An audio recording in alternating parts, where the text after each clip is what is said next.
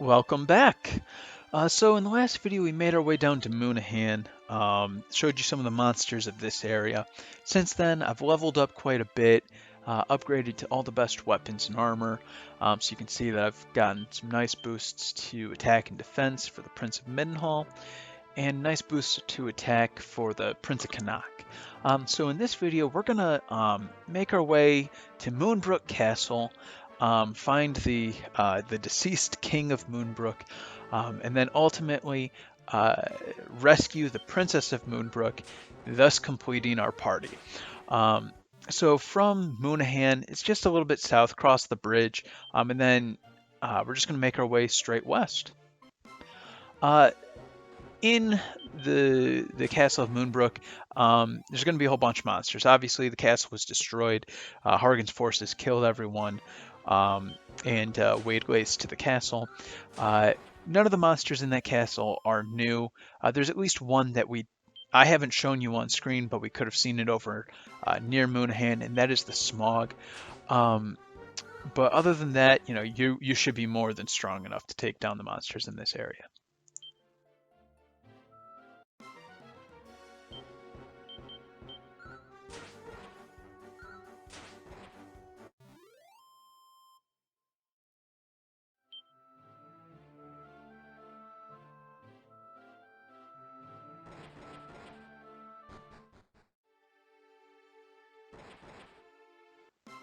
All right, so in these kinds of battles, I'm actually going to focus on the Corpse Corporal, just because he has the potential to dazzle my characters. All that does is make it so that it's harder for me to land my physical attacks. I haven't seen any impact to spells, so I'm not sure if they intended for that to be a mechanic. But bottom line, if you get dazzled with the Prince of Connacht, just cast Sizz. If you get dazzled on the Prince of Midenhall, well, you're kind of out of luck. Just keep powering through. As a reminder, the Cobra King can poison you, but by this point in time, you should have plenty of antidotes in your inventory, and if nothing else, you always have that Squelch spell with the Prince of Connacht.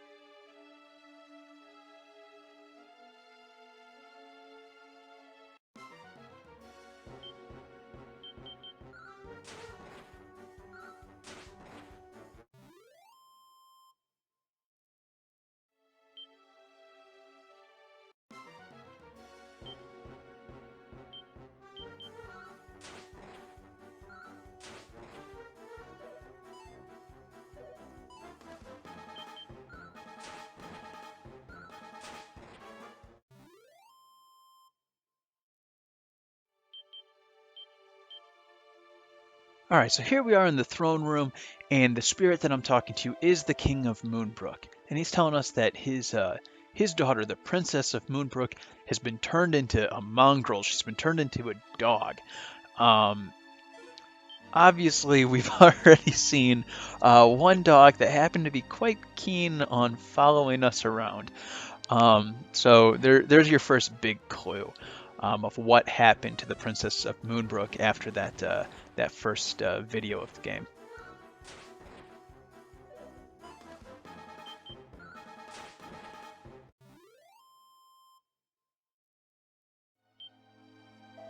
Talking to this guy, he tells us that there's a place where you can see 4 bridges, and beneath the surface is Ra's sacred mirror that reveals hidden secrets.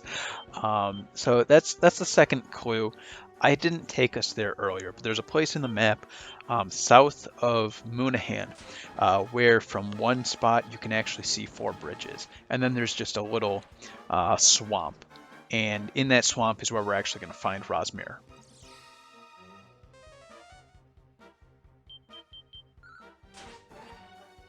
Here I was fizzled, just means I can't cast any spells.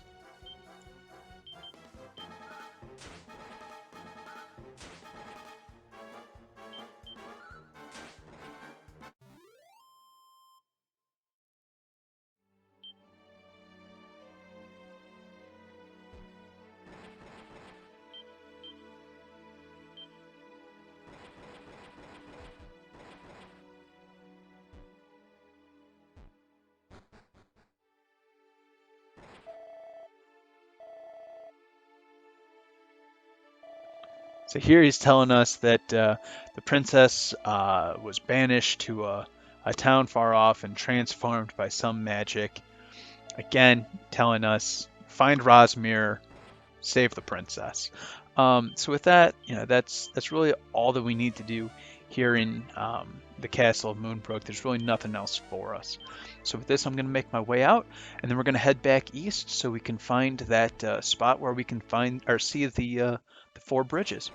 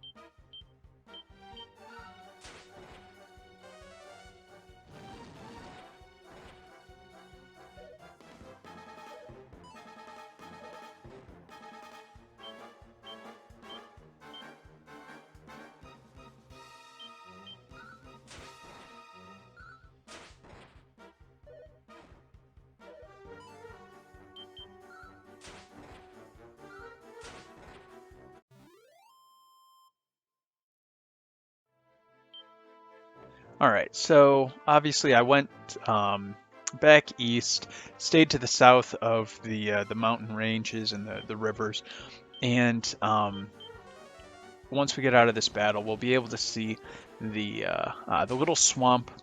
It's only a few tiles, as well as we'll be able to see all four bridges coming up here.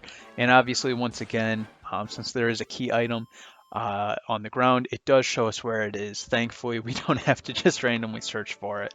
But obviously, there's four bridges here. I look on the ground, Rosmere. And with that, we can actually just use Zoom, go back to Moonahan, and save the princess.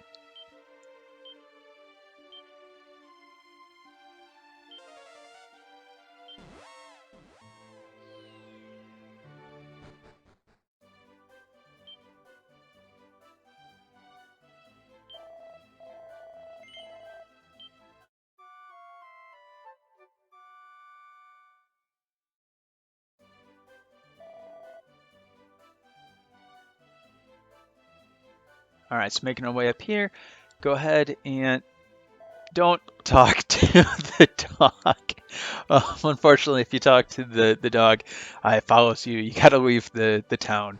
That's my mistake. Let me go back in, go back up there, and use the item Ra's Mirror.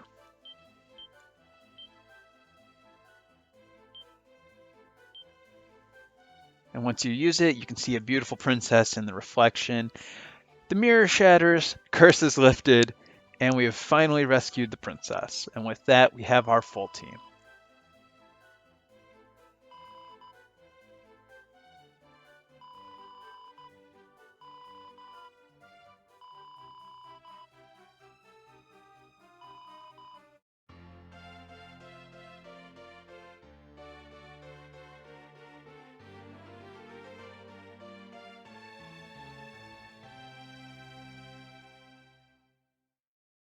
All right, so as a reminder, the Princess of Moonbrooke has god-awful attack and defense stats, but phenomenal magic power. So unfortunately, she really can't equip very many weapons or armor, but she knows mid-heal right off the bat. Obviously, I don't even have a character that has 85 HP, let alone 100. So she's a phenomenal spellcaster. She'll be able to hit all the monsters with her Kaboom spell later on. But on the downside, uh, none of these weapons and armor can even be equipped to her. The only thing that we can give her at this point is the Divine Dagger from the item shop.